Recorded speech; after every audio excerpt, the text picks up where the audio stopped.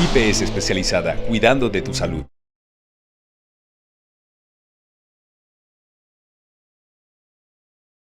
Bueno, muy buenas tardes a todos. Bienvenidos todos nuestros pacientes. Em, Hoy vamos a hacer un taller de enseñanza de medicamentos biológicos prescritos. Entonces, nuestro taller está dirigido a enseñar todo lo que tiene que ver con la aplicación, prescripción y demás recomendaciones que tengan que ver con los medicamentos biológicos. Entonces vamos a dar inicio dando una muy breve descripción de qué son los medicamentos. Los medicamentos son unas sustancias que son utilizadas terapéuticamente para combatir síntomas que se puedan generar en alguna enfermedad, es decir, para tratar las afecciones médicas. Y vamos a dar una definición de los medicamentos biológicos. Los medicamentos biológicos son productos complejos que son derivados principalmente de fuentes biológicas. Cuando decimos fuentes biológicas nos referimos a fuentes humanas, animales, microorganismos o levaduras que son utilizados para tratar enfermedades.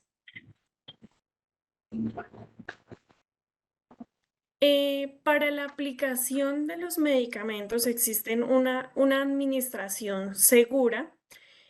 Nosotras queremos presentarles las prescripciones seguras para la hora de la aplicación de la administración de sus medicamentos. Por favor, cuando asistan a sus consultas, informen a su médico el historial farmacológico. Los medicamentos que ustedes han utilizado en el transcurso del tratamiento de su enfermedad.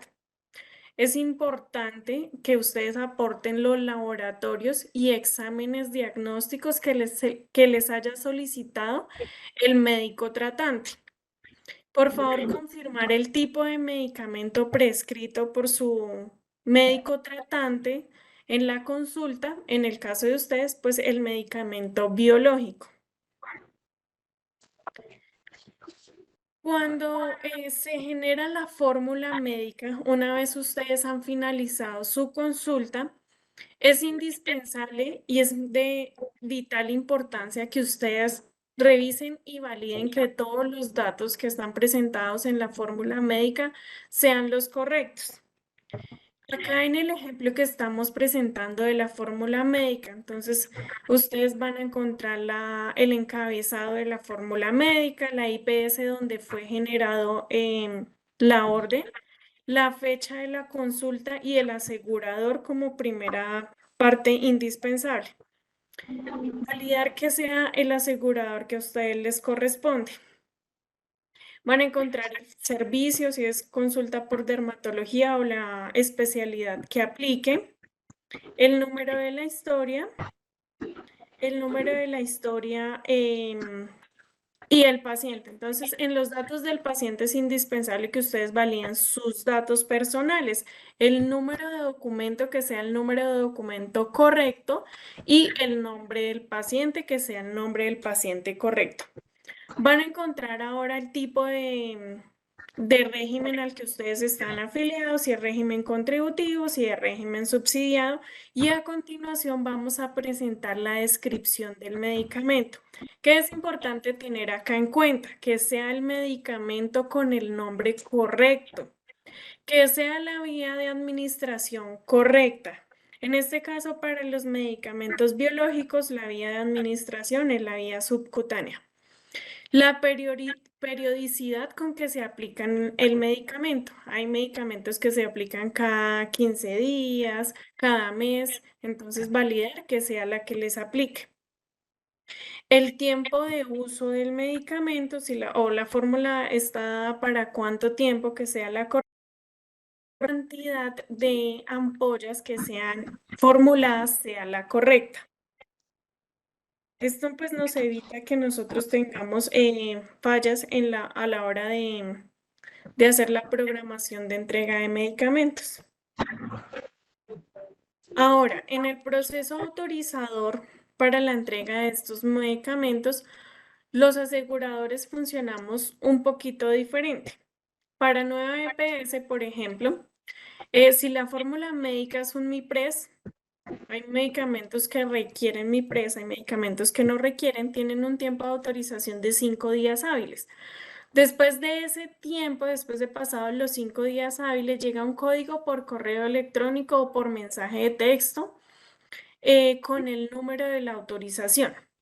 Pues si no tiene correo electrónico, si usted no tiene celular, debe acercarse a una oficina de su EPS para que le entreguen el número de la autorización. Para los casos de salud y compensar, tienen un tiempo de autorización de 5 días hábiles. Luego de este tiempo, la autorización aparece en el sistema y se procede a programar la entrega del biológico.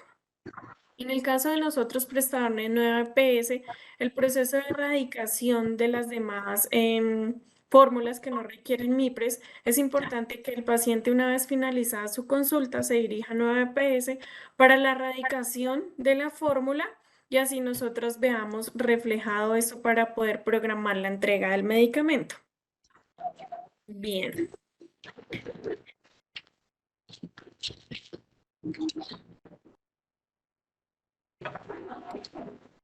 Bueno, buenas tardes para todos. Le agradezco a mi compañera Juliana, me confirme si me están escuchando bien. Sí, señora, te estamos escuchando bien. Perfecto, entonces me presento. Mi nombre es Natalie Castro, soy enfermera de la cohorte de psoriasis a la que pertenecen todos ustedes para el asegurador Nueva EPS.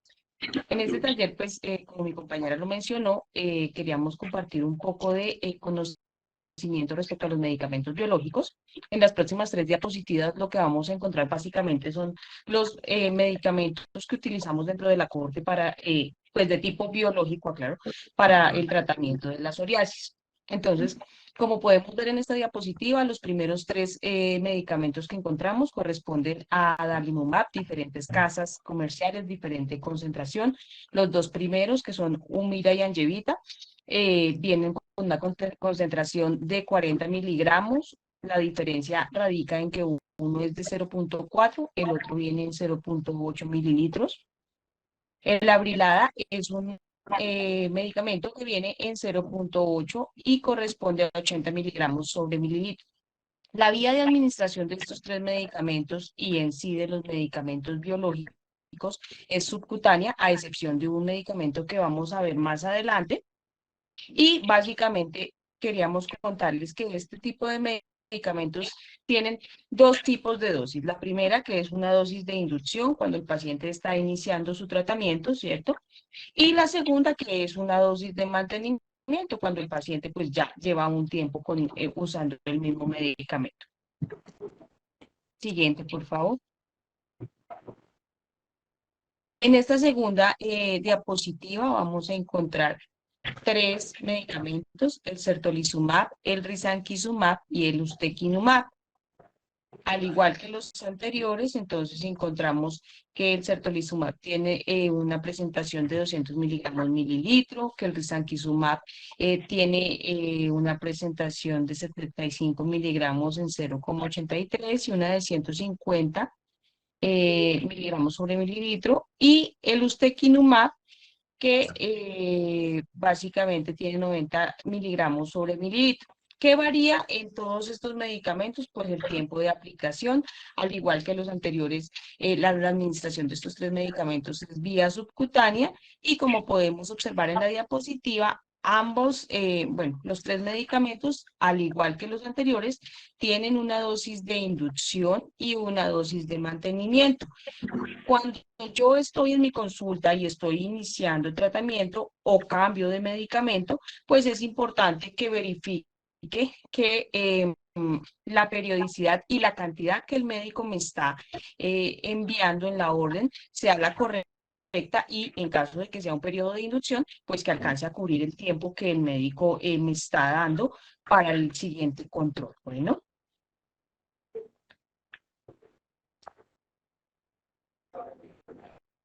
Acá encontramos el ixekizumab, el guselkumab y el secukinumab. Lo mismo, varían la periodicidad de aplicación del medicamento.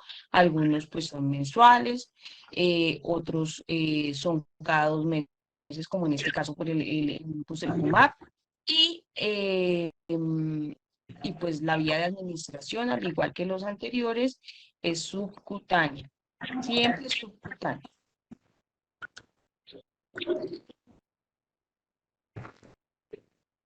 Acá encontramos pues, otros medicamentos como el golimumab, el etanercept y el infliximab.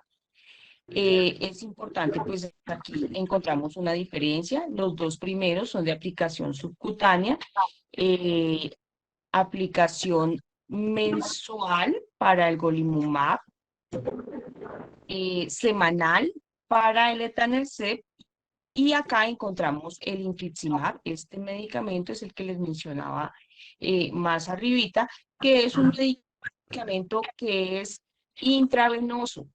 Ahorita pues ya están saliendo unas presentaciones subcutáneas, pero en este momento predomina la administración intravenosa. Eso quiere decir que el paciente no puede hacer aplicación de ese medicamento en casa, a diferencia de los otros. ¿Qué es lo que normalmente se hace? El paciente que tiene infliximab va a sala de infusión, ¿cierto? En IPS, y allí se hace la aplicación de su medicamento.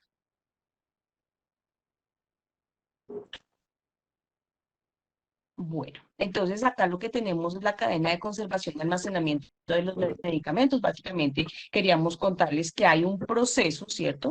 Ese proceso, ¿qué es lo que hace? Que asegura que el medicamento esté en buenas condiciones desde que es generado o producido en la fábrica, ¿cierto? Hasta el momento en el que el paciente hace la administración en casa o en sala según aplique.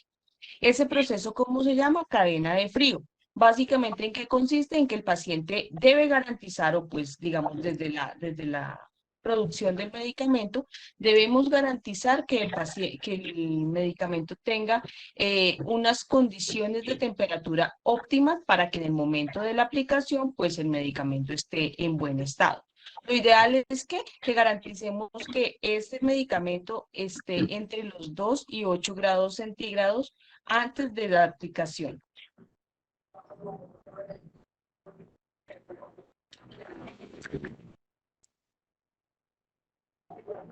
Acá tenemos algunos elementos de la cadena de frío, ¿cierto? Que básicamente, digamos, aparecen en el momento en el que nos hacen la entrega del medicamento, ya sea porque vamos al CAF a reclamarlo o porque nos lo llevan a casa. Entonces tenemos los geles refrigerantes que básicamente lo que hacen es mantener la temperatura dentro de la caja térmica, que es nuestro segundo elemento en esta diapositiva, y la caja térmica que lo que hace es evitar que ese frío o esa baja temperatura que genera el gel, pues no tenga contacto con el exterior y pues mantiene el medicamento frío hasta que es guardado en el refrigerador.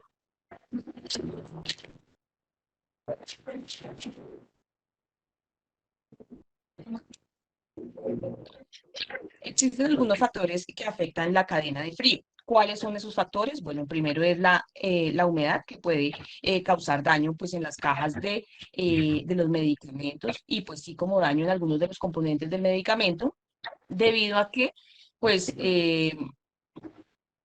pues por ablandamiento, básicamente, ¿sí? En cuanto a la humedad, tenemos que tener en cuenta que hay algunos, o sea, bueno, cuando nos referimos a las cajas, tenemos que tener en cuenta que hay unos medicamentos que son sensibles a la luz. Entonces, si hay un daño en la caja y el medicamento queda expuesto a la luz, pues va a sufrir daño como tal. Como les mencioné anteriormente, pues la luz, ¿por qué? Pues porque hay medicamentos que son sensibles a la luz y pueden dañar sus componentes como tal.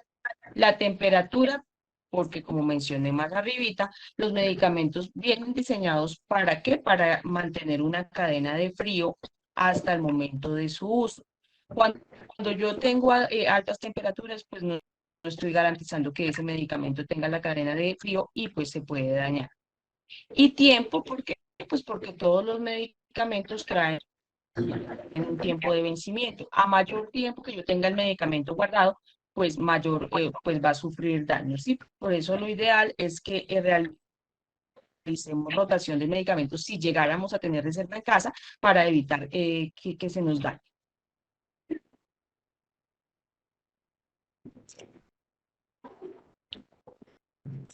Bien. Acá tenemos algunas recomendaciones de almacenamiento correcto de medicamentos. El primero, pues, es que almacenemos el cartucho en la caja original hasta el momento en que hagamos uso. ¿Para qué? Pues para evitar daños posibles por luz, ¿cierto? Mantener el medicamento fuera del alcance de los niños. Ya sabemos, pues, que los niños son curiosos, que pueden sentir cierta necesidad por explorar lo que hay ahí y pues podemos hacer que o se pierda la dosis o podemos tener un accidente con los niños, ¿cierto? No almacenar los medicamentos en lugares húmedos o cerca de fuentes de calor, pues ya arriba les mencioné por qué. No utilizar el medicamento si si la caja se cae, bueno, si el medicamento se cae o la caja se daña. Y si usted observa algún tipo de cambio en el momento que va a hacer la aplicación del medicamento, que lo ve más turbio, que ve cambios en la coloración, que ve que, pues no sé, de pronto que tiene fecha de vencimiento, la recomendación es cual que informemos a la cohorte, ¿cierto? Porque pues esos medicamentos hay que reportarlos como tal, aparte de eso que garantizaríamos o trataríamos por lo menos de garantizar la periodicidad de aplicación del mismo y, y pues obviamente pues no los vamos a usar.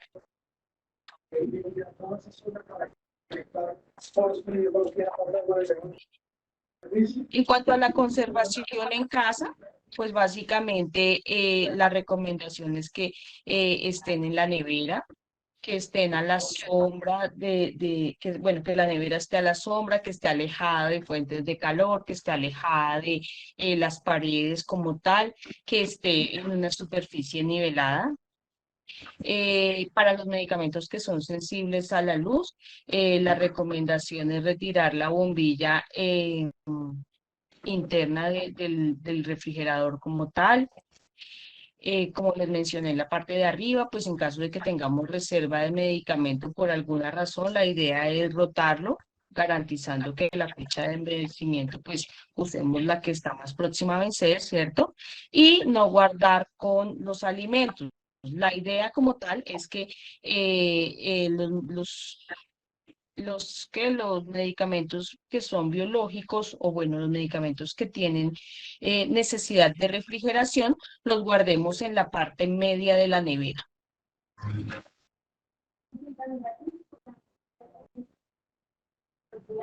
En cuanto a la administración de los medicamentos biológicos, es decir, cuando ya llega el día de la administración de mi medicamento como tal, la primera recomendación es que retiremos el medicamento del refrigerador y esperemos 15 minutos antes de hacer la administración, como para permitir que el medicamento se aclimatice un poco. La segunda recomendación es realizar un adecuado lavado de manos, bastante agua, abundante jabón, repetir pues el lavado si es necesario, ¿cierto? Secar las manitos con una toalla que esté seca y limpia. Si uso una toalla pues que viene sucia no estoy haciendo nada, entonces la idea es que tengamos nuestra toallita bien limpiecita para en el momento que vayamos a hacer la aplicación de el medicamento. Bien. En el momento de la administración de los medicamentos biológicos, ¿qué hay que tener presente? Primero, pues tengo que determinar en qué zona anatómica voy a hacer la administración de medicamentos, ¿cierto? Entonces podemos aplicar nuestro medicamento en las partes donde predomina o donde hay mayor cantidad de tejido graso. Entonces tenemos la parte del muslo, ¿cierto? Tenemos la parte del brazo, donde tenemos el tejido adiposo. En la parte superior del glúteo y en la parte del abdomen. La recomendación cuando yo voy a hacer la administración de un medicamento biológico es que si lo voy a hacer en la parte del abdomen, lo primero es que hay que rotarlo, ¿bien? No vamos a aplicar siempre el medicamento en el mismo lugar. ¿Por qué? Porque podemos generar daño del tejido. Y la segunda recomendación es que vamos a administrar 5 centímetros a los lados del ombligo, ¿bien? Entonces, más o menos hacemos el cálculo con la manito y después de esos 5 centímetros hacemos la aplicación. Los medicamentos que vienen para aplicación en esferito, ellos normalmente ya traen la aguja diseñada especialmente para eso. Sin embargo, es importante recordarles, porque ya lo había mencionado en la parte de arriba, que la administración de estos medicamentos se hace vía subcutánea. ¿Eso qué quiere decir? Que como vemos acá en la imagen, ese medicamento va a quedar en dónde? Va a quedar en el tejido graso. Si yo soy una persona delgada, que no tengo mucho tejido graso, la recomendación a hacer la aplicación es hacer como un pellizquito, ¿cierto? Y en ese pellizquito hago la administración de mi medicamento como tal.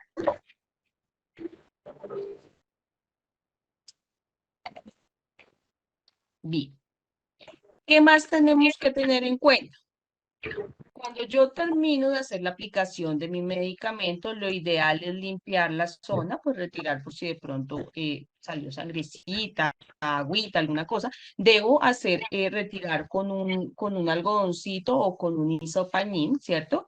Y lo muy ideal, es que tengamos un recipiente de paredes rígidas donde podamos desechar los esferitos, es decir, eso no va a la basura que normalmente producimos, sino que lo ideal es que tengamos un recipiente exclusivo para eso. ¿Por qué? Porque en el momento que las personas del SEO recogen los residuos, pueden tener accidentes y pues eso implica otras cosas, ¿sí? Entonces lo ideal es que yo ponga mis esferitos en el guardiano, en el recipiente rígido, y cuando ya esté llenito, lo marco con mi nombre, número de documento, la fecha, y lo entrego. En este caso, pues podemos llevarlo a uno de las sedes, allá lo reciben y hacen pues el proceso que corresponda con estos residuos.